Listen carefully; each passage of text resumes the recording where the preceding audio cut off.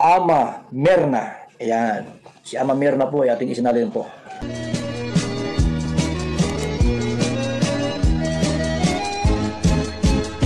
Ayan guys, good morning muli.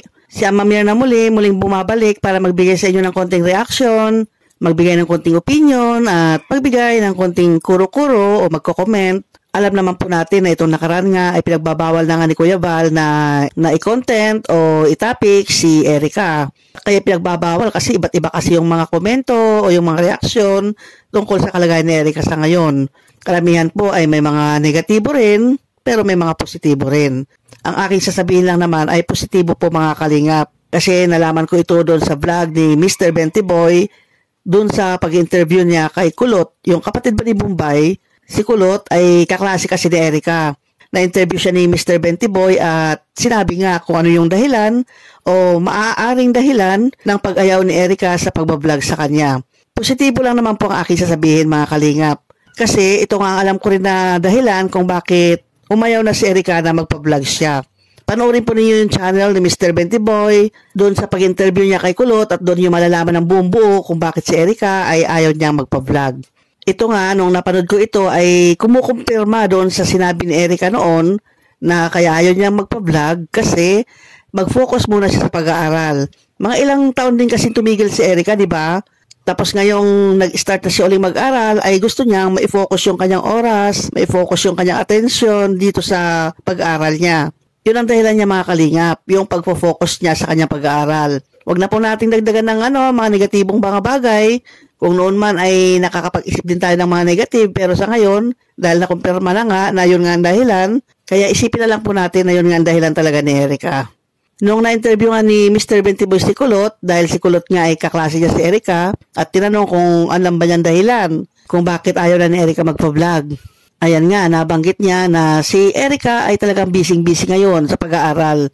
Talagang nakafocus nga siya sa pag-aaral.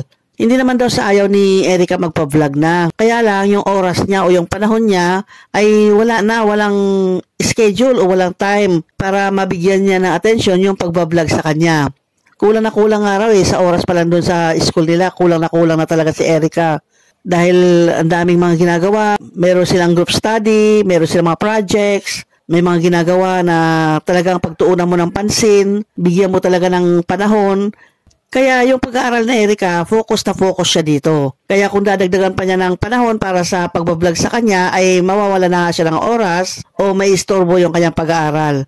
Yan kasi ang kanyang pinakarason, di ba? Yung mag-focus siya sa pag-aaral. Tapos na-confirm din ni Kulot na yun nga, busy-busy talaga si Erica sa ngayon.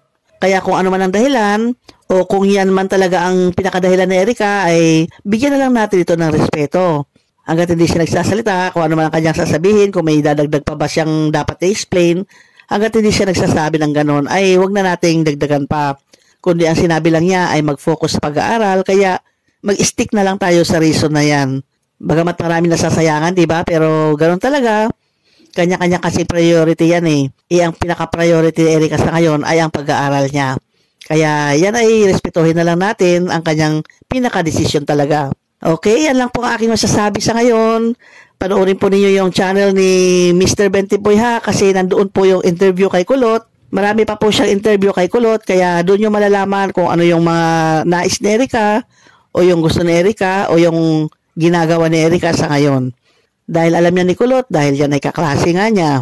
Okay, hanggang dito lamang po ang aking sasabihin, ang aking komentong konti lang. Salamat muli sa inyong panunood. Hanggang sa muli. Bye-bye!